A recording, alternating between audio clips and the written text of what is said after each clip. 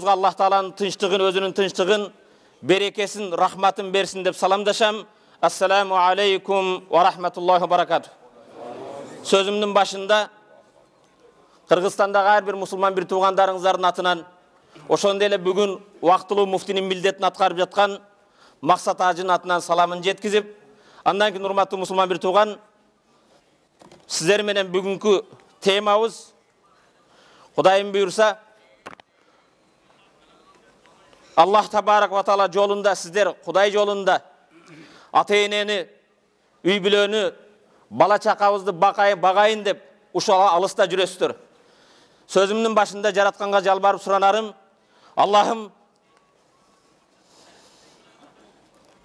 бул ажиз, өзүңө күнөөкөр болгон бендени угам деп келген менин бир туугандарымдын жүрөктөрүнө бекем иман бергин. Адалыңдан рызкы бергин, рызкыларына береке бергин. Бөтөн элде, алыскы жерде жүргөн бир туугандарым, Аллахым, буларды асмандан жерден келген жаман кырсыктардан, жаман сөздөрдөн, жаман көздөрдөн сактагын.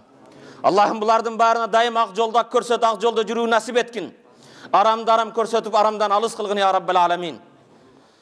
Урматтуу мусулман бир тууган, жараткан Аллах табарак ва таала кереметтүү Куранда өзүнүн барлыгына, бирлигине иман келтирген бенделерине кайрылып ушундай дейт: Я айюхаллазина аману тақуллах вал танзур нафсун ма каддамат лигад ваттақуллах инналлаха хабирун бима та'малун. О Алланын барлыгына, бирлигине иман келтирген бенделер, өзүңөр ишенип иман келтирген Алладан коркуп, ар бир нафс, ар бир жан эртең акырет үчүн эмне амал кылганыңарга назар таштагыла. Ваттақуллах, Алладан коркула. Инналлаха хабирун бима та'малун. Алла силердин ар бириңердин кылып жаткан ишиңерден хабардар. Ахзаб сүрөсүндө Аллах Таала имандууларга кайрылып мындай дейт: Я айюхаллазина аману тақуллаха ва кулу кавлан садида يصلح لكم أعمالكم ويغفر لكم ذنوبكم ومن يطع الله ورسوله فقد فاز فوزا عظيما. O Allah'ın barlığına, birliğine iman keltirgen bendeler, özüngөр işenip iman keltirgen Allah'dan korkup dayım çındık tüz sözü söylөгүлө. Eğer Allah'tan korksoңор, çındıkты söylösöңөр, Allah günөөңөрдү keşiret, işiңерди оңдойт. Kim Allah'dan korksa, kim Allah'a baş ise, paygambarga baş ise, al en jogorgu жеңишке жетиптир дейт. Урматтуу мусулман бир тууган, жараткан Аллах табарак ва таала Кур'ан-ы Каримде эң кыска сүрө 4 аяттан турат. Вал аср иннал инсана лафи хуср илля аллазина аману ва амилус салихати ва тавасау бил хаққи ва тавасау бис сабр. Вал аср, ант ичемин вакытка. Жараткан Аллах табарак ва таала эмне үчүн ант ичүүгө муктаж? Биз бенделер касам ичкен кезде сөзүбүздү зарыл болгон нерсени бирөөгө ынандыруу үчүн ант ичебиз. Бирок Пайгамбарыбыз саллаллаху алейхи ва саллям кимде ким касам ичсе, бир гана Аллахнын атыгына касам ичилет. Валлахи биллахи таллахи деп. Ал эми Аллах Таала касам ичкен кезде өзү жараткан эң улуу, баалуу, инсан баасыны билбеген нерселерге Аллах Таала ант ичет. Ошолордон бирөөсү вал аср, вакытка ант ичем. Анттан кийин эмне? Аллах касам ичемин дейт. Вакытка, вакыт бул сенин өмүрүң. Вакыт бул алтынга алмаштыргыч эң баалуу нерсе. Урматтуу мусулман бир тууган, вал аср, ант ичемин вакытка. Ал вакыт эмне? Сени менен менин жашоом. Ал вакыт жылдардан, айлардан, күндөрдөн, сааттардан, секундтардан турган ал вакыт. Аллах Таала вакытка ант ичем. Иннал инсана лафи хуср. Албетте инсан бул жашоодон уткузат дейт. Бул дүйнөдөн банкрот болуп, кур кайтат Аллахтын астына. Илля бирок Аллах касам ичкен анттан, Аллах касам ичкен зыяндан кутулат ким? Иллаллазина аману. Кимде ким Аллахнын барлыгына, бирлигине, пайгамбардын хак пайгамбар иман келтирсе. Иллаллазина аману. Бирок иман жеке жетишеби? Иллаллазина аману ва амилус салихат. Имандан кийин жакшы амалдар. Жакшы амалдар, урматтуу мусулман бир тууган, салих амалдардын башында намаз, орозо, зекет, хаж, ошол эле сыяктуу урматтуу мусулман бир тууган, Пайгамбарыбыз саллаллаху алейхи ва саллям иннама бу'иссу ли утаммима макаримал ахлак. Мен пайгамбар болуп жөнөтүлдүм, кереметтүү мүнөз, адеп ахлакты эң туу чокусуна жеткизүү үчүн дейт. Бүгүн биздин келген негизги себебибиз Пайгамбарыбыз саллаллаху алейхи ва салламдын туулган айына байланыштуу бул жерде маулут өткөзүп. Кыргызстан мусулмандардын дини башкаруу өкүлчүлүгүнүн чакыруу менен келдик. Бардыгыбыз пайгамбарды сүйөбүз. Пайгамбар эмне үчүн келиптир? Пайгамбар өзүнүн пайгамбар болуп жөнөтүлүүдөн максатын Пайгамбар саллаллаху алейхи вассалам албетте мен жөнөтүлдүм адеп ахлактарды чокусуна жеткизүү үчүн дейт. Пайгамбарды сүйөсүңөр десем албетте барыңар пайгамбарды сүйгөн үчүн келип отурасыңар. Пайгамбардын сүйүктүүлөрү, пайгамбарды сүйүү тил менен болбойт, амал менен болот. Кандай амал менен? Пайгамбар саллаллаху алейхи вассалам өмүрүндө эч калп айткан эмес. Сен пайгамбарды сүйсөң, сен да эч качан калп айтпа. Пайгамбар саллаллаху алейхи вассалам ат-тухру шатрул иман, тазалык имандын бир бөлүгү дейт. Пайгамбарды сүйсөң, сен таза бол. Пайгамбар саллаллаху алейхи вассалам иман жөнүндө эмне дейт? Ал-иману бид'ун ва саб'уна шу'батун, алаха калимату ла илаха иллаллах ва аднаха имататул азани тариq. Имандын 70тен көп шакчасы бар. Бир риваятта 60тан көп шакчасы бар. Имандын эң жогорку даражасы ла илаха иллаллах Мухаммад Расулуллах деп келме келтирип болсо, эң жогорку, эң төмөнү жолдон адамдарга ыза бере турган, адамдарга зыян боло турган, жийиркенте турган нерсени жолдон четке алып коюу. Урматтуу мусулман бир тууган, биз эгер жолдо бара жаткан кезиңизде бир таштандыда, жашаган жериңизде лифтте бир жерден адамдарга зыян бере турган мыкты же тикенди же таштандыны алар кезиңизде бисмилла ла илаха иллаллах деп четке алып койсоңуз, имандын эң жогорку даражасы менен эң төмөнүнү сиз жыйдыңыз. Урматтуу мусулман бир тууган, биз иманга жүргөн кезде, иман исламга даават кылуу, биз мусулманбыз. Бул жерде жүргөн кезде ар бирибиз исламды, иманды реклама кылуучу. Бизди көргөн инсандар исламга баа берет. Мусулмандар мындай экен, мусулмандар андай экен, мусулмандар адеп ахлактуу экен, мусулмандар улууду урмат кылат экен, мусулмандар кичүүнү зат кылат экен, мусулмандар таза болот экен, мусулмандар калп айтпайт экен, мусулман таразыдан алдабайт экен. Бардыгы бул даават. Ва амилус салихат. Аллах таала ант ичкен азаптан, уткузуудан кутулат. Кимде ким Аллахнын барлыгына иман келтирсе, иман өзү жетишпейт. Имандуумун деп коюп, жасаган ишиң башка болбосун. Эгер жүрөктө иман болсо, ал жүрөктөгү иманды сиздин кыймыл аракетиңиз, сырттагы ар бир мамилеңиз, адеп ахлакыңыз ошо иманды көрсөтүш керек. Эгер банкада бал болсо, сыртына бал чыгат. Эгер банканын ичинде уксус болсо, сыртыда ошондой уксус ачуу болот. Жана жыты да жаман болот. Урматтуу мусулман бир тууган, жүрөгүбүздө иман болсун. Иман бир гана сөз менен эмес, жасаган ишибизде, мамилебизде, жүрүш турушубузда ар бирибиз. Урматтуу мусулман бир тууган, базарга барсаңыз, базарда соода кылган адам клиенттерди, кардарларды өзүнө тартуу үчүн бардык нерсесин татынакай кылып, кооз кылып, жакшы жагын көрсөтөт. Ошондуктан биз бул жерде жүргөн кезде ар бирибиз ким болбосун сыйлайлы, улууду урмат кылалы, кичүүдү зат кылалы, бизди көрүп адамдар исламга жана кыргызстандыктарга баа берет. Эч качан динибизге жана элибизге тил тийгизбейли. Иллаллазина аману. Иман өзү жетишеби? Аллах таалага иман келтирип, ва амилус салихат, жакшы амалдарды жасагандар. Иман менен жакшы амал жетишеби? Иманыңыз бар, Аллахнын барлыгына бийлигине ишенесиз, жакшы амалдарды кыласыз. Бирок бул жетишеби? Жок. Ва тавасау бил хак. Үчүнчү шарты Аллах таала ант ичкен азаптан кутулуу үчүн чындыкты насаат кыласыз. Өзүңүз жүргөн жакшы жолго башкаларды чакырасыз, үгүттөйсүз. Чакыруу бир гана сөз менен эмес, жанагындай мамилеңиз менен, кыймыл аракетиңиз менен. Андан кийин үчөө жетчеби, төртүнчү шарты ва тавасау бис сабр, сабырдуулукту бири-бириңе осуят кыласың. Сабырдуулук башыңа кайгы каба жеткен кезде эмес, сабырдуулук күнөөдөн сабырдуулук кылуу. Бирөөдүн акын жебе, жаман жолго барба. Сабырдуулук ибадатта, сабырдуулук башыңа жеткен кыйынчылыкта, сабырдуулуктун түрлөрү өтө көп. Бекеринен ата бабабыз сабыр туу сары алтын деген эмес. Урматтуу мусулман бир тууган, кереметтүү Кур'ан-ы Каримде инналлазина аману, албетте Аллахнын барлыгына бирлигине иман келтирген деген аят келсе, артынан албетте ва амилус салихат, имандуулар жакшы амалдарды кылуучу деп 370тен көп жерде келет. Иман менен жакшы амал бири-биринен ажырабайт. Ошондон урматтуу мусулман бир тууган, негизги биз ар бирибиз бул жерде жүргөн кезде кайдан келдик, ким экенибизди унутпайлы. Мен урматтуу мусулман бир тууган, бүгүн сиздер менен ушул темада сүйлөшмөкчүмүн. Пайгамбар саллаллаху алейхи вассалам арбаун мен асабахунна факат жама байна хайрай дунья вал ахира. Кимге Аллах таала 4 белекти берген болсо, кимге 4 нерсе жеткен болсо, ал бул дүйнөнүн ақыреттің бақтылығына жетіптір дейді. Бұл дүнияда жана ақыретте бақтылы болғыңыз келеби? 3 рецепт бар екен. Анық үшін бір салават. Саллаллаху алейхи вассалам. Саллаллаху алейхи вассалам. Біріншісі, мән рузиқа қалбан шакиран. Кімге Аллах шүгір қыла тұрған жүрек берсе. Жүрегіңіз шүгір қылады. Аллахның бергеніне шүгір қыласыз. Біріншісі. Екіншісі, валисанан закиран. Шүгірлі қылып қойбасаң, тіліңіз дайым сөгінбестен, қалп айтпастан, жалған сөйлебестен Аллахны зикір қыласыз. Субханаллах, алхамдулилlah, Аллаху акбар. Аллахны зикір қылушы тіл берген болса, шүгір қылушы дене жүрек берген болса, андан кейін ва баданан алал балаи сабира. Аллахның сынауларына сабыр қылушы дене берілген болса. Денеңіз Аллахның сынауларына сабыр қыла тұрған болса, ва заужатан ау зауж туину ала амри дини ва дуния.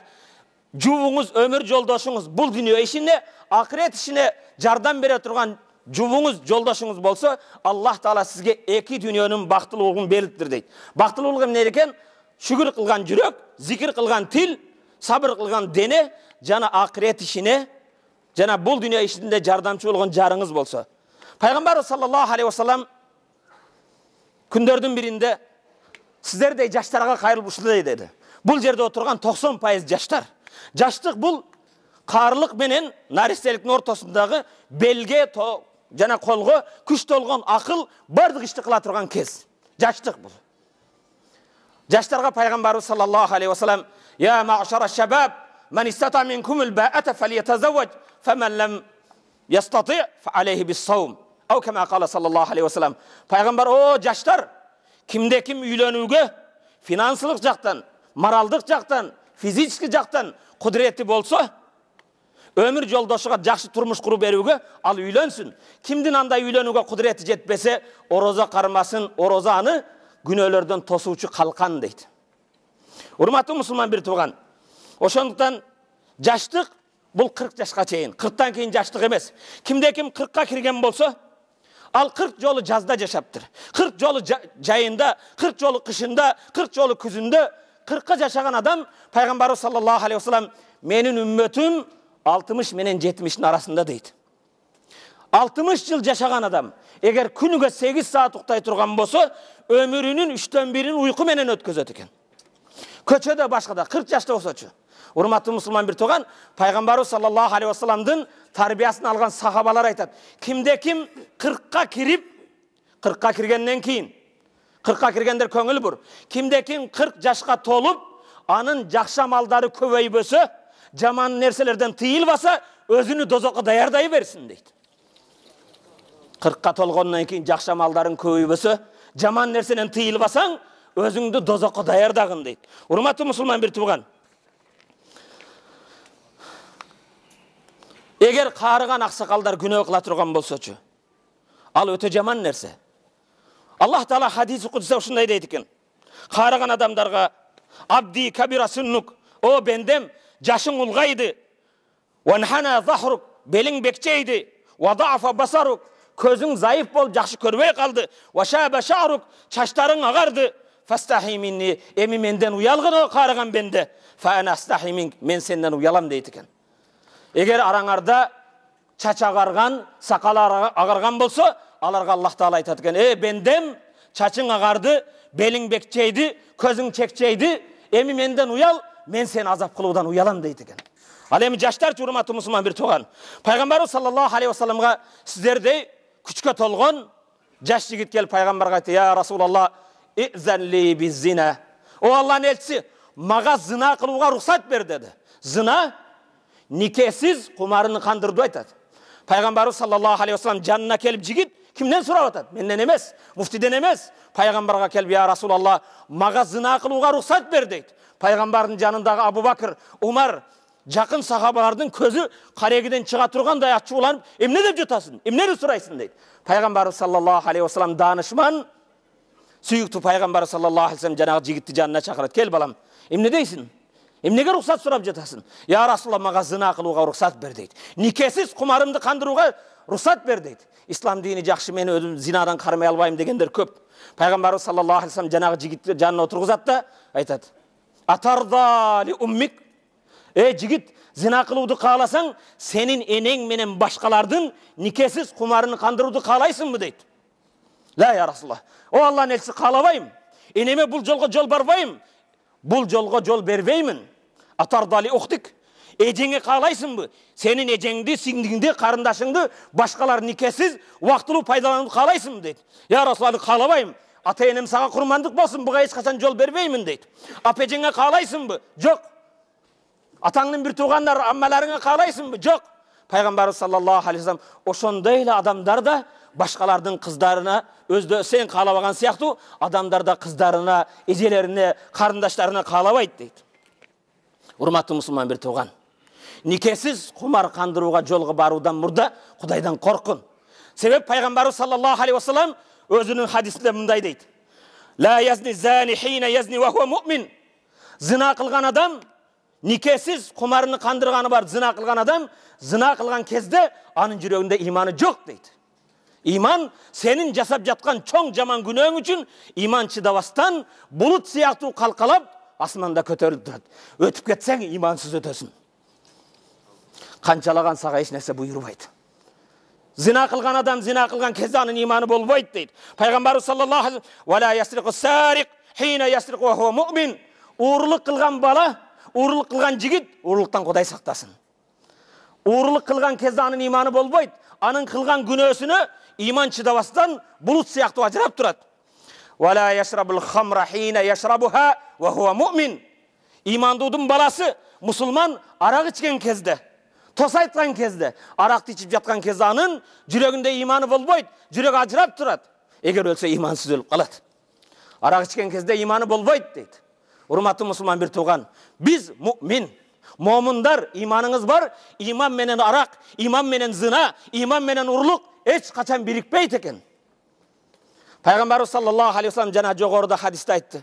İmandın en jogorgu darajası la ilahe illallah, en tömönü joldan adamdarga ıza bere turgan nersени alıp koyуу deydi. Kudayıma şükür mana bul jerge namazga keldik misалы. Cuma kündörü sırtlarda okuysiz. Özünüz namaz okugan kartondu alıp taştandığa taştap ketseňiz, meçitin aylanaсын jiyip ketseňiz, jegen almaňyzdın poçogunu jerge taştabastan alыс kalıp koysaňız kut bolsun, berekeli bolsun, mabruk, imanınız bar eken. İmandın en tömön darajası da bar eken, en jogorusu da bar eken eger la ilahe illallah dep alıp koysaňız. Özüňiz bara jatkan unada, trolleybusda bolsun, tramvayda bolsun, tameki çekpesden, jet semiçke çakpastan, oşol jerde bir neseni Allah razılık üçün la ilahe illallah dep jogoruga alıp koysaňız. Bul jerde bilem urmatly musulman bir tuğan. Kebirler oşondoy köçe şıpırı başka kılıp kızmat kılıp otur. Kızmattın tömeni jok. Çeke termenen adal emgek kılıp jatkan kezde eç nerse anın tömeni jana jogorusu bolboyt. Mundan namız kılbaş kerek. Urmatly musulman bir tuğan. Jegen nanыңды elestetip gör. Bir nanды dıykan jerge get. Suuçu su koyot. Kambayınçı orot. Ekinsi jıyınayt. Kampaga alıp kelet. Andan ki tegirmende jan çat. Birösün kamır jasayt. Ekinçisi nan kılıp jep jatkan nanыңda ondogon yüzdögen adamның kızmatı var. Eger uşul köçöde je bolbosam bir jerde şıpırıp jatkan insanlar bir gün, 2 gün işke çıkpay koysançı, jasap jatkan şaharlarыбыз kanday sasıp musurga taşlandığa tolup ketet. Oşoндуктан jumuştun tömönü bolboyt, namız kılbaş kerek. Çeke termenen tapkan kızmat bul adal nerse. Peygamberimiz sallallahu aleyhi ve sellem sizler jönündө köp hadislerde aytkan. Kırgızdın makalı bekerinden aytılgan emes, jırgagandan жылкычы болгон жокмун деп. Бул урматтуу мусулман bir tuğan. Siz bul jerde iştep жүрөсүz. Peygamberimiz sallallahu aleyhi ve sellem'nin kezinde sahabalar uşunday otursa bir jigit kıçırap jakşı kiyingen eken, kelbeti kelişken, figuralar kelişken jigit ötüp bara jatsa sahabalar karap turup, "O Allah'ın elçisi, uşul bara jatkan jigittin kelbeti kelişiptir. Küçü var eken, başkası var eken. Eger uşul Kuday jolunda jihadka çıksa kanday jakşı bolmok" deydi. Montip жүрбөстөн deydi. Peygamberimiz sallallahu aleyhi ve sellem karap turup sahabalardın düşünürünü oңдоп mınday deydi. Eger bul jigit ötüp bara jatkan jigit karıgan üyde ata enemdi bagayın dep baratsa bul Allah'ın jolunda jihatta deydi. Eger bul ötüp bara jatkan jigit üydögü ayalın, bala çakasın adal emgek menen terim menen bagayın dep baratsa bul Kudaydın jolunda jihatta deydi. Eger bul jigit bir muhtaçga jardam bereyin dep baratsa bul Kudaydın jolunda. Bul jigit özünü тилемчиликтен башкадан сактайын, адал эмгек менен адал тамак жейин деп баратса, бул жигит Кудайдын жолунда жихадта дейт. Эгер бул жигит бара жаткан жигит эл көрсүн, кожо көрсүн деп текебирленип баратса, бул шайтандын жолунда дейт. Албетте мен билем, бул менин мекендештерим, силер ошо жихад менен тең болгон айылда атамды баксам, энемди баксам, өмүр жолдошумду баксам, балдарыма бир тыйын бир жөнөтсөм деп жүрөсүңөр, Аллах силердин ар бир кадамыңарды ошо фи сабилилла, Аллахтын жолунда жүргөн жихадтай соону берген болсун. Амин. Урматтуу мусулман бир туугандарым, пайгамбарыбыз саллаллаху алейхи вассалам күндөрдүн биринде бир жаш жигит менен көрүштү. Алег алып кол көрүшсө, анын колдору жумуштан, кар күрөгөндөн, бүгүн кар күрөп атасыз. Бул кар күрөгөн деген сөз менин сөзүм, пайгамбардын сөзү эмес. Жана башка жумуштар менен колу кабарып кетти. Бул ким билесизби? Пайгамбардын эң жакын, эң илимдүү сахабасы Ибн Мас'уд. Пайгамбар Ибн Мас'уддун колундагы кабарганды көргөндөн кийин, "Хазихил яд юхиббуху Аллах ва расулух", бул колду, иштеген колду Аллах жана пайгамбар сүйөт дейт. Бул колду дозок кармабайт дейт. Силердин колуңар Аллах сүйгөн, пайгамбар сүйгөн, дозокко түшпөй турган колдор. Урматтуу мусулман бир тууган, пайгамбарыбыз саллаллаху алейхи вассалам өзүнүн бир хадисинде күнөөлөрдөн бир күнөө бар. Ал күнөөнү намаз жойбойт. Ал күнөөнү орозо жойбойт. Ал күнөөнү садака жойбойт. Эмне жоет десе, адал эмгек менен бала чакамды, ата-энемди, үй бүлөмдү багайын деп, кечинде келип чарчап уктап калса, бата магфуран мен бата каллан min amali yadihi bata maghfuran lah. Kim öz kol emgegi menen iştep keçinde çarçap uktap kalsa günөөsü keçirilip uktayt deydi. Urmattуу musulman bir tууган. Ошондой улуу жерде жүрөт. Бирок ооба. Bunun эки тарабы бар. Ушундай эмгек менен кыйналып бөтөн элде, башка жерде жыргагандан жылкычы болбостон кыйналып жүрөсүңөр. Бирок ошондой чекете менен тапкан мал мүлктү кайсы жолго иштетип жатабыз? Кайсы жолго иштетип жатабыз? Тапкан мал мүлкүбүздү эмне кылып жатабыз? Аллах табарак ва кереметтүү Кур'анда "Кулу вашрабу ва ла тусрифу иннаху ла юхиббул мусрифин". Жегиле, ичкиле, исраф кылбагыла. Аллах исраф кылгандарды сүйбөйт дейт. Иннал мубаззирина кану ихвани шаятин. Мубаззир деген чектен чыгарып исраф кылгандар шайтандын бир тууганы дейт. Кыйналып тапкан акчаңды наспайга иштетсең, кыйналып тапкан акчаңды атың өчкүр арака, тамекиге, атаандаш болуп түрдүү болбогон отуруштарга, туулган күндөргө иштетсең, анда сен шайтандын бир тууганы болуп каласың. Кыйналып тапкан, кандай кыйналдың? Ошону бекем карма. Бул жаштыгың дайым эмес. Аллах берген нерсени Аллах разы болгон жерге иштеткин. Урматтуу мусулман бир тууган, албетте жаштык өтө кыйын нерсе, канын кайнаган нерсе. Ошондуктан жаштыкта урматтуу мусулман бир туугандарым өтө бекем бололу. Имам Шафи рахматулла алейдин бир ыры бар экен. Бул ырды огуш үчүн бир пайгамбарга салават айтабыз. Саллаллаху алейхи вассалам. Сиздерден суранычы. 1 минут кулагыңарды, жүрөгүңөрдү мага аманат берип тургула. Кулагыңар, жүрөгүңөр менен болсун. 1 минут. Көңүл бургула. Имам Шафи 4 мазхабтын бир жол башчысы мындай дейт бул ырында. Иффу таиффу нисаукум фил харами ва таjannabu ma la yaliq bi muslimin. Man yazni fi baytin bi 1000 dirham fi baytihi yuzna bi ghayri dirham. Man yazni يزنى به ولو بجداره إن كنت يا هذا لبيبا فافهمي إن الزنا دين فإن أقرضته كان الوفاء من أهل بيتك فاعلمي.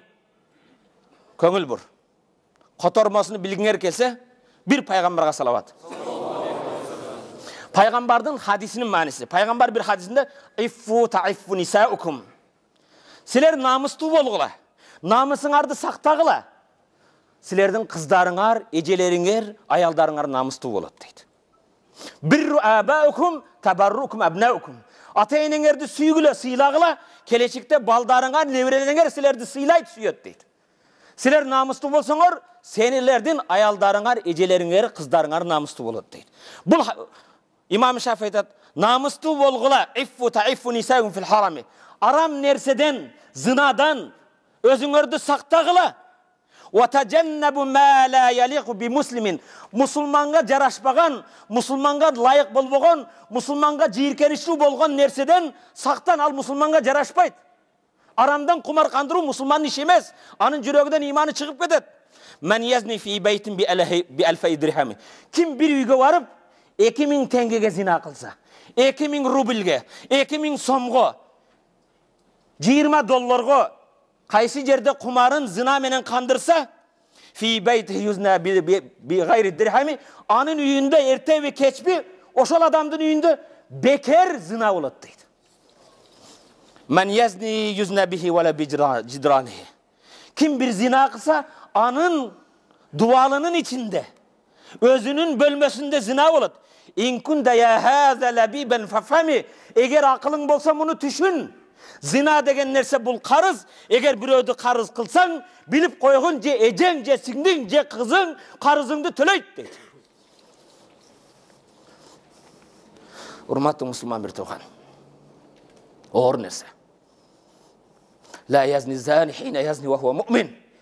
İmandu, zina kılsanın imanı bol boyut deydi. Ecenge kalaysın mı? Karındaşına kalaysın mı? Apana kalaysın mı? Taycenge kalaysın mı? Elbette yok. Oşa sen vaktılı kumarımdı kandıram degen bir ödün ecesi bolot, bir ödün karındaşı bolot, bir ödün singdisi bolot, bir ödün taycesi bolot. Aramdan saktan ala.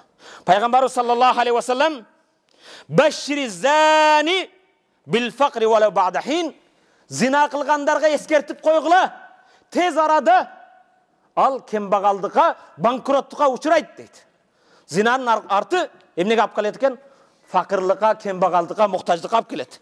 Peygamber sallallahu aleyhi ve sellem qara. Bugün zina degen nerse bir gana başka cins menen emes, keyde erkek menen erkek, madaniyat keyde biz kulturaga jettik, demokratiyaga jettik degenler mujallовство. Erkek menen kumarın kandırganlar, bundan Kuday saktansın. Peygamber sallallahu aleyhi ve sellem "Lev enne lutiyan igtasala bi kulli qatra min as-sama laqiyala gayru tahir." Eğer erkek menen jatkan adam asmandan düşkön bardık sular menen, jamgır menen, möndür menen juulsa da Allah'ın aslında taza bolup bara albayt deydi. Erkek menen kumar kandırgan, asmandan düşkön kanday suudun türü bolbosun, juungan menen Allah'ın aslında taza bolup bara albayt deydi. La yandurullah ila raculin ata raculan. Allah kıyamatta özünün rahmat nazarı menen erkek menen jatkan erkeke hiç karabaydı. Ağa Allah'ın katlı azabı var deydi. Hurmatlı Müslüman bir tuğan. Peygamber sallallahu aleyhi ve sellem inne ahvafa ma akhafu ala ummeti amela kavmi Lut. Menin ümmetime, Müslümanlarga men korkuturgan en korkunuştu nerse men söylep atam al emes. Köngül biyaqa biravuz. Peygamber sallallahu aleyhi ve sellem menin ümmetim için en korkun nersem Peygamber biz için emneden korkut eken. Lut peygambardın kovmu jasagan işten korkom deydi. Erkek menen erkek jatууsundan, erkek menen erkek kumarın kandırууdan korkom deydi. Hurmatlı Müslüman bir tuğan. Albatta meni uğup jatkan bir tuğandarımda mınday adamlar yok deymin. Biroq Peygamber sallallahu aleyhi ve sellem balligu anni velev ayah, menden bir ayat bolsa da jetkizgile deydi. Bizdin kızlarыбыз, bizdin namuslarыбыз, ejelerimiz, enelerimiz, karındaşlarımız, jengelerimiz bizdin namusumuz, namusumuzu saktaşımız gerek. Peygamber sallallahu aleyhi ve sellem la yadkhulul cennete dayyus, beyişke dayyus kirveyt deydi. Dayyus kim dese kızına, ejesine, karındaşına, jerdeşine, Müslüman bir tuğan kızlarına kızganbagan deydi. Biroq hurmatlı Müslüman bir tuğan, kızganuu degen kezde anı tepkilep, urup, videoga, YouTube'ga taşlap koyup emes. Oşo jolga emnege barıp atadi. Al namusluluk emes al. Hurmatlı Müslüman bir tuğan, oşol mekendeşler kolundan karamap, jakşı nasat. Allah yolunda çakıruda Allah Teala Kur'an'da aytat: "Ud'u ila sabili rabbika bil hikmeti vel mev'izatil hasene ve cadilhum billati hiye ahsan." Allah'ın yoluna jakşı nasihat menen, danışmandu sırdu sözдөр menen çakırgın deydi. Eğer tartışsan en jakşı yol menen, ilmi yol menen jakşı düşündürüp tartışkın. Hurmatlı mekendeşlerim, oşonday kıynalıp taap jatkan akçabızdı, başkabızdı hiç kaçan aramga işletpeyli. Hiç kaçan aram yoluna işletpeyli. Арам деген кезде bir гана арақты түшүнбөң. Арамдын түрлөрү өтө көп. Бирок сиздерден суранам, Кудайыма шүгүр, биздин Кыргызда ата бабаларыбыз, данышмандар суу ичкен кудугуңа эч качан түкүрбө дейт. Биз Россия Федерациясында иштеп жүрөбүз. Миңдеген, миллионго жакын кыргызстандыктар. Биз ушул жерден иштеп жүргөндөн кийин ушул элдин маданиятын, ушул элдин культурасын, ушул элдин үрп адатын, ушулардын салтын, ушулардын законун сыйлашыбыз керек. Буну мен эмес, пайгамбарыбыз саллаллаху алейхи вассалам муну талап кылат. Биз ушул коомдо жашап жаткандан кийин эч качан буларга карама каршы эме болбош керек. Пайгамбарыбыз саллаллаху алейхи вассаламдын кезинде bir janazаны көтөрүп бара жатса, пайгамбар ордунан тура калып, жаназа алыска барганга чейин узатып карап калат. Сахабалардын бирөөсү туруп, "Я Расулалла, бул сөүк, бул жаназа өлгөн адам яхуди. Бул еврей, мусулман эмес" дейт. Пайгамбарыбыз саллаллаху алейхи вассалам, "Алейса инсанун ау нафсун?" Бул адам эмеспи дейт. Ооба, башка дин өкүлү, бирок бул инсан. Ошондон урматтуу мусулман бир тууган, мурдага келгенде да көп жолу кайталадым, бирок кайталоо илимдин энесиби? Дагы бир кайталайм. Жараткан Аллах табарак кереметтүү Кур'ан-ы Керимде бизди бардыгыбызды bir атадан, bir энеден жаратканын баяндап, "Я юханнас, инна халакнакум мин закарин ва унса ва жаалнакум шуубан ва кабаила литаарафу инна акрамакум индаллахи аткакум." О инсандар, силерди bir атадан, адам атадан, bir энеден, Хава энеден жараттык. Ата энеден жараткандан силерди элдер, татар эли, кыргыз эли, орус эли, тажик эли, өзбек эли, дунган эли, башкырт эли, башка элдер кылып жараттык. Элдердин ичинде кабаил, уруулар, солто, кыпчак, саяк жана башка. Эмне үчүн? Бириңден бириң жогору болуу үчүнбү? Бириңди бириң шылдыңдоо үчүнбү? Жок. Инна акрама литаарафу, bir-birini менен таанышуу үчүн, литатаавану, bir-бириңе жардам берүү үчүн, bir-бириңе жөлөк болуу үчүн, бириңде жокту экинчиңден үйрөнүү үчүн. Инна акрамакум индаллахи аткакум. Алланын алдында кимиңерде таква көп болсо, ошоңор Алланын алдында баалуусуңар. Ал түсүңөргө, башкаңарга карабайт. Урматтуу мусулман бир тууган, пайгамбарыбыз саллаллаху алейхи вассалам, "Инналлаха ла янзуру иля суварикум." Аллах силердин сүрөтүңөргө карабайт. "Бал янзуру иля кулубикум ва аъмаликум." Балким Аллах силердин жүрөгүңөргө жана жасаган ишиңерге карайт дейт. Ушул жерде отурган бардыгың күнүгө жок дегенде 3 жолу күзгүгө көрүнөсүңөр. Жок дегенде 3 жолу күзгүгө көрүнөсүңөр. Эмне үчүн? Өзүң окшогон чийкеттен болгон bir бендеге шылдың болбойун, күлбөсүн, жаман жерим көрүнбөсүн дейт. Бирок Аллах карай турган жүрөгүңө bir күндө канча карайсың? Пайгамбарыбыз саллаллаху алейхи вассалам өзүнө 10 жыл кызмат кылган Анас ибн Малик деген сахабага мындай дейт. Hazret Anas'a mınday deyt, bir salavat. Ya Anas, in istata'ta an tusbiha ve tumsiya ve leysa fi kalbika gışşun lihad faf'al. Ey Anas, keş jatkanыңda, ertemenen turganыңda жүрөгүңдү таза сактай алсаң, эч кимге көрө албастыктан, кызгануудан, жек көрүүдөн жүрөгүңдү таза сактай алсаң, таза сактагын, ал менин сүннөтүм. Менин сүннөтүмдү аткарсаң, мени сүйгөн болосуң, мени сүйсөң, бейиште мени менен бирге болосуң дейт. Жүрөктү таза сактоо. Досуң bir жерден келдиң. Көрөк айлык алып калса, департ болсо десең, анда болбойт. Паланчы таксовать этип, раса акча таап атат. Ушунун машинеси балону жарылып калсын десе, анда сенде жүрөгүңдө пайгамбарды сүйүү жок. Sen kızganıcı kör alma. İmandudun жүрөгү таза болот. Allah'ım buga bereke verdi. Bersin barıga. Biröge kızgansan sen, al jigitke kızgangan joksun. Sen Allah'ın oşoga bergen nimatına karşı çıkıp Allah'a karşı bolup atasın. Oşondan urmatlı musulman bir tuğan. Kızganuu ekele nersede bolot eken. Bul kırgızça kızganуудан эмес, balkim suktanu bolsa bolot эки нерсеге. Allah bir adamga ilim bergen. Keçeyi күндүз ilimi adamdardı davat kılat, жакшы жолго үгүттөйт, насаат кылат. Allah'ım maga da bilim berse, keçeyi күндүз adamdardı tuura багытка чакырсам, davat kılsam, үгүт насаат kılsam desең, буга суктануу болот. Экинчи нерсе, Allah бирөөгө байлык берген. Ал байлыгын ооруп калган жердешине, жан келгендерге, башкаларга, ар кимге жардам берет. Қарап тұр, Аллахым маға да ошондай байлық берсе, мен де мұқтаждарға жардам берсем, мен де кече күндүз Аллахның разылығы үшін мен де ақша тарқатсам деп, bir байға, bir илимдүүгө суктансаң болот экен. Башка нерсеге кызганба. Башка баары кала турган нерсе. Ошондон урматтуу мусулман бир тууган, могу биз алыс жерде жүрөсүздөр. Бизге эң муктаж болгон нерсе биримдик. Ынтымактуулук. Ынтымак бар жерде бар, рызкы бар. Эч качан бөлүнбөйлү.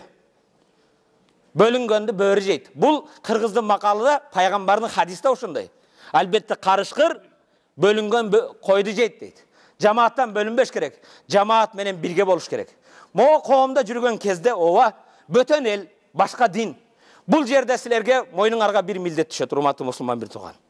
Бүгүн күн чыккан кезде кар эриген сыяктуу өзүңөрдүн жеке ким экениңерди эритип жоготуп койбогула. Ал ким экениңерди дегенде кыргыздыгыңды унутпа деген жокмун. Пайгамбарыбыз саллаллаху алейхи вассалам улутчулдукка барбагыла, уруучулукка барбагыла. Дауха фа иннаха натина. Ал урук мен уруумандай, мен элмандай деп мактанып башкаларды төмөн саноо, ал сасып калган нерсе жахилияттан дейт. Ал сасыган нерсе дейт. Бирок мунун мааниси сен улутуң менен сыймыктанба деген сөз эмес. Ооба, улутуң менен сыймыктан, бирок улутуңдун негизги үрп адат салтын башкасын унутуп койбо. Дин, тил, жер сатылбай турган нерсе. Могу коомдо жүргөн кезде кимдигиңди унутпа деген кезде мен эмнени айтып атам? Мусулман экениңди унутпа. Мусулманчылыгыңда бекем бол. Кар эриген сыяктуу имандан башкадан эрип чыгып кетпегин. Андан кийин өзүңдүн жеке личность, мусулманчылыгыңды сактоо үчүн жеке эч качан өзүңдү сактай албайсың. Жамаат менен бирге болосуң. Кол кармашып, кайсы жерде дин жолунда жакшы инсандар менен кол кармашасың. Жамаат менен болосуң. Жамаат болгон жерде береке болот. Биримдик болгон жерде береке болот, урматтуу мусулман бир туугандарым. Дайым бири-бирибизге жөлөк бололу. Бул пайгамбарыбыз саллаллаху алейхи вассалам ядуллахи ма'ал жамаа, Аллахнын берекеси жамаат менен болот дейт. Аллахнын кубаттоосу, бере турган берекеси ошол жамаатта болот. Эч качан бөлүнбөйлү. Урматтуу мусулман бир тууганым, пайгамбарыбыз саллаллаху алейхи вассалам ва иза касра лутия рафа Аллах ядаху анил халq. Кайсы коомдо эркек менен эркек жашоо зына пайда болгон коомдон Аллах берекесин алып коет дейт. Аллах табарак ва таала Жабраил алейхиссаламга айтыптыр: "Палан айылга бар. Пустанчы жерге барганда ошол калайык калкты жер менен жексен кыл" дейт. Жабраил алейхиссалам азап периштелери менен келсе, ошо коомдун ичинде канчалаган жылдар бою ибадат кылып жаткан адам бар экен. Жабраил алейхиссалам жана азап периштелер: "Я Раббым, сенин буйругуңду аткарганы келсек, алардын катарында сага сыйынган, ибадат кылган паланчы бендең бар экен" дейт. Аллах таала ибда бихи, ошонон баштагын дейт. Ошонон башта, себеп ал Кудай үчүн, дин үчүн, намыс үчүн бир жүзү кызарып койгон жок дейт. Урматтуу мусулман бир тууган, пайгамбардын бир хадисине амал кылалы. Пайгамбар хадисинде мындай дейт: "Ман раа минкумул мункара фалюгайриху биядихи, фа ин лам ястати фа билисаниhi, ва ин лам ястати фа биқалбихи, ва залика адафул иман." Ман минкум, силердин араңарда кимде ким туура эмес ишти көрсө, күнөөнү көрсө, барып колу менен токтосун. Колу менен токтосун дегени көзүнү көгөрт деген сөз эмес, жыга чап деген сөз эмес. Ата сыяктуу мээримдүүлүк менен бирөөдү жамандыктан сактайсың. Колуң менен токтот. Колуң менен токтото албасаң, тилиң менен барып айт: "Мекендешим, жердешим, сен Кыргызстандын паспортун көтөрүп жүрөсүң. Сен мусулмансың. Сага жеке тил тийбейт, мусулмандарга тил тиет, кыргызстандыктарга тил тиет. Кой, могу жолуңдан кайткын, таза жүр, жакшы жүр, адептүү бол, таза бол, булгаба, башка кылба." Тилиң менен да айта албасаң, жүрөгүңдө кайгыргын. Кантип кайгырасың? Келип: "О, менин бир мекендешим айта алган жокмун. Ошону жаман жолдон тосолган жокмун. Аллахым, ошого туура багыт бергин. Аллахым жүрөгүнө иман бергин. Жаман жолдон сактагын. Аллахым шону туура жолго баштагын" деп жүрөгүңдө кайгырып дуа кылсаң, күчсүз болсо да иманың бар экенине далил. Көрүп: "Моя хата с края. Эмне болсо болсун. Мен аман болсом болду. Ал эмне болсо болсун" десең, анда ошо күчсүз да иманың жок. Урматтуу мусулман бир тууган, Аллах таала кунтум хайра умматин ухриджат линнас та'муруна бил ма'руф ва танхауна анил мункар. Силер эң жакшы үммөт болдуңар дейт. Качан жакшы үммөт болобуз? Жакшы үммөт туура жолго чакырсак, туура эместен тыйсак. Урматтуу мусулман бир тууган. Келиңиздер, могу жерде жүргөндө эң муктаж болгон нерсе эмне экен? Алланын жолунда биримдик. Мына, мечитти караң. Мечитте протокол жок. Келгенде ар ким могу жогорку иште иштейт, бул кафеде иштейт, бул жок, бардыгыбыз бирдейбиз. Кудайдын астында эч кимдин званиясына башкасына карабайт. Бул байеде, бул кембагал башка жок. Биз Кудайдын астында баарыбыз бир-бир.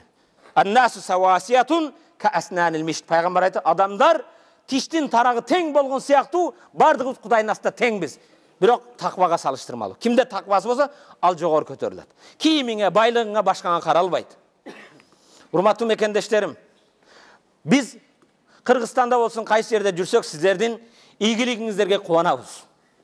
Бирок кээде Ленинградтын учкан самолетто бир кыргыз стюардессаларды кармаптыр, урушуптур, мас экен, кыргызстандык деген кезде өкүнөбүз. Мен жеке өзүмдүн жамаатым менен, бул жерде менин жамаатым эчтеме барган балдар болсо билет. Жума сайын элге бата кылган кезде Аллахым, алыскы жерде ата-энемди, бала чакамды багайын деп, мусапыр гарып болуп жүргөн мекендештерим жүрөгүнө иман бер. Аларды жаман сөздөн, жаман көздөн, кырсык апаттардан сакта деп бата кылабыз. Ошол сыяктуу эч качан ата-энеңерди унутпагыла. Мен жумада бир күн эстесем, силерди күн сайын, саат сайын ата-энеңер эстеп турат. Силер ошолорду унутуп койбогула. 20 сомго, 20 рубльге тамеки алгандан көрө, же наспай алгандан көрө, энеңдин тамеки телефонуна бирдик таштап кой, кандай сүйүнөт. Балам канча мага эме кылды дейт. Урматтуу мусулман бир туугандарым, жараткан Аллах табарак баарыбызды угуучу бенделерден кылсын. Уккан аят хадиске амал кылуу насип этсин. Пайгамбардын бир хадиси бар экен мындай. Пайгамбар саллаллаху алейхи ва саллям бир күн мухажирлерди, Меккеден Мадинага көчүп келген инсандарды жыйнады да, бардыга мындай деди. Я маашарал мухажирин. О мухажирлердин тобу, силер мухажирлерсиңер. Мухажир дегени өз мекенинен башка жерге көчүп баргандар. Пайгамбардын кезинде дин үчүн барган, бүгүн да силер намыс үчүн жекетер менен адал эмгек кылайын деп келген мухажирлер. Хисалун хамс, 5 нерсе бар. Аузу биллахи минхун. Кудайым ошо 5 нерседен силерди сактасын. Ва аузу биллахи ан тудрикухун. Кудайым ошо 5 нерсени силерге жеткизбесин деп пайгамбар мухажирлерге айтты 14 кылым мурда. Ал 5 нерсе эмне экен билгиңер келсе бир салават. Караң. Пайгамбар 14 кылым мурда Меккеден Мадинага көчүп келгендерге мындай 5 нерсеге жетпегиле. Кудайым силерди ошонон сактасын. Биринчиси, ма захарал фахшат фи кавмин qattu hatta yu'linu biha illa fasha fihim at-ta'un wal amrad allati lam takun zaharat fi aslafihim alladhina madaw. Qaysi bir qoomda, qaysi bir elde açık ayıkın kumarını aramdan kandırıp payda olup kalsa. Zina. Bilesin qaysi köçede var, qaysi taksistler taşıyıt, qaysi kvartirada var. Açık ayıkın bolup kalsa zina. Aram menen kumar kandırıp olup kalsa.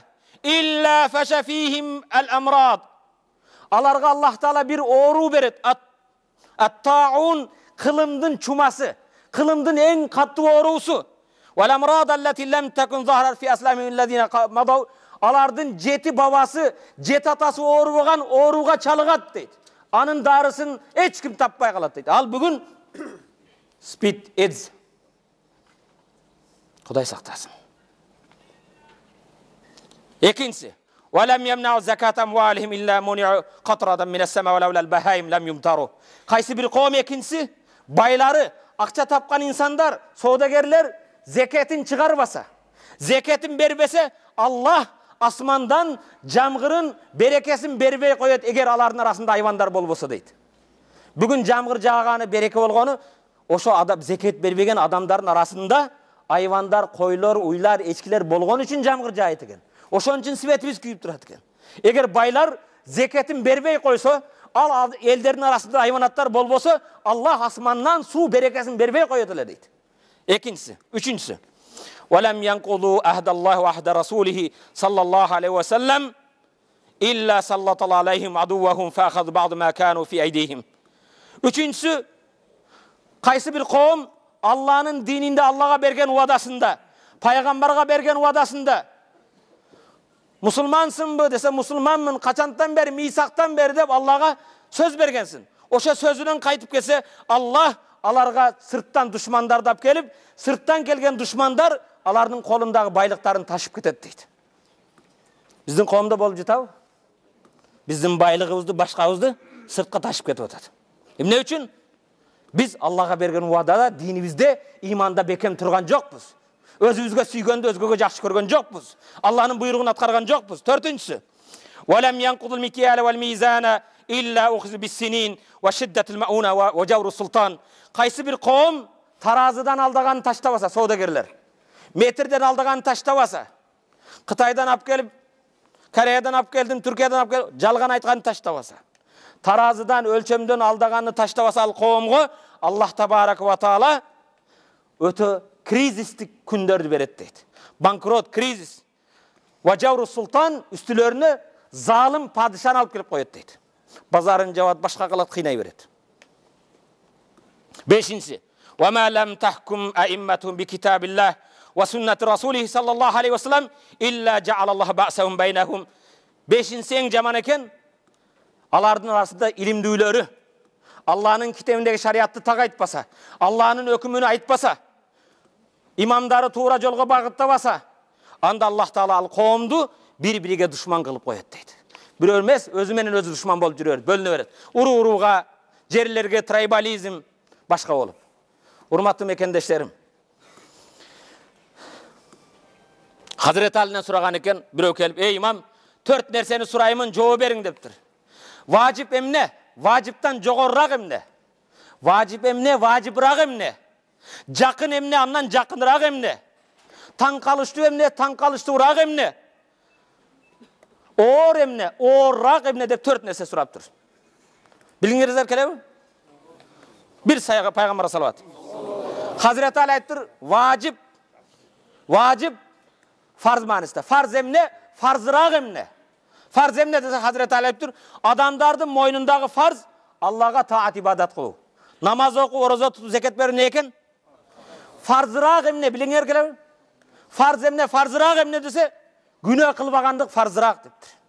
Günahdan, aramdan saktanu farzrak deptir. Andan keyin jakın emne deptir, he? Jakınrak emne dese kıyamat jakın. Kıyamatga dayarbız mı? Ölüm andan da jakınrak deptir. He? Taң kalıştı emne? Taң kalıştırak emne dese bul dünya taң kalıştı. Andan da taң kalıştırak arzuvagan dünya üçün adamlar bölünüp jarılıp birbirinin kanın tökköndügü öte taң kalıştı deydi. Oor nese, oorrak emne nese? Oor nerse? Emne eken? Mürzöge barı eken. Mürzöge barı öte korkunçtu, he? Hiç kim sotka berbeydi, svet yok, astına hiç nerse şeyşep salbaydı. Mürze oorrak, andan da oorrak, mürzöge bir amalın yok, ibadatın yok, namazın yok, orozun yok, davatın yok, başkan yok, kur kol barı öte oor eken. Hurmatlı Müslüman bir tuğan. Allah Tebarek ve Teala 3 nerseni süyöm deydi. Allah süygen nerseni biliңер келеби? 3 nerseni süyöm, 3 nerseni katturak süyöm deydi. Allah uhibbus salas 3 nerseni süyöm. Birincisi, uhibbil ganiyil kerim. Bereşen baylardı süyöm deydi. Kol açık, jetim jesirlerge, orularga, muhtajlarga kolun uzatkan baylardı süyöm. Birok özü muhtaj bolup turup, başkalarga jardan bergen muhtajlardı andan da köyrök jakşı köröm deydi. Kiçipeyel adamdı jakşı köröm. Birok bay bolup kiçipeyel bolgonda andan da jakşı köröm deydi. Taat ibadat kılgan bendeni jakşı köröm, jaşlardı. Taat ibadat kılgan karılardı jakşı köröm, jaştığıdan ibadat kılgan jaşlardı andan da katturak jakşı köröm deydi. 3 nerseni jaman köröm deydi Allah. Allah saktasın. Birincisi, ubgızıl el-fakir el-bakhil. Kolunda yok, özü muhtaç birok bakıl, sarang. Hiç kimge bergisi kelbeydi. Anı jaman köröm. Birok bay bolup durup sarang bolgondu, andan da jaman köröm deydi. Uhibbul al-ganiyil kerim. Ve ubgızıl gani el-mutekebbir. Bay bolup tekebbir bolgonda Allah süybeyim jaman köröm deydi. Birok kembagal bolup, kolunda yok, muhtaç bolup, bötön elde jürüp, muhtaç bolan tekebbir bolgonda andan da jaman köröm deydi. Jaşlığıdan arak içken, jaşlığıda tameki arak içken, nasbay tartkan, таат ибадат кылбаган бузуку дини тайкыны жаман көрөм дейт Аллах. Карыган кезде бузулгандан да жаман көрөм дейт. Урматтуу мусулман бир тууган, убактыбыз болуп калды. Аллахтын үйүнө келдик, тизе бүктүк, алакан жайып дуа кылабыз. Амин. Нас'алука я Рабб, ла тад'a лана фи хаза al-yawm al-azim zamban illa ghafart. Жараткан Аллахым, өзүңдөн жалбарып суранарым, өзүңдүн үйүңө келдик, тизе бүктүк, алакан жайып, өзүңдөн жалбарып суранарым, бир да күнөө калтырбастан, бул мекендештеримдин, бир туугандарымдын бардык күнөөлөрүн кечиргин. Вала карбан вала хамман илля фаррajt. Аллахым бир да кайгы калтырбастан, кайгыларыбызды жоюп жок кылгын. Вала мазлуман илля насарт. Аллахым бир да мазлум, укугу тепселген бенде калтырбастан, бардыгы өзүң жардам бергин. Вала маридан илля шафайт. Вала маридан илля шафайт. Аллахым бир да оору бенде калтырбастан, бардык ооруларга шифа бергин. Алардын катарында ооруп жаткан биздин Мухтаржан деген досубузга өзүң шифа бер.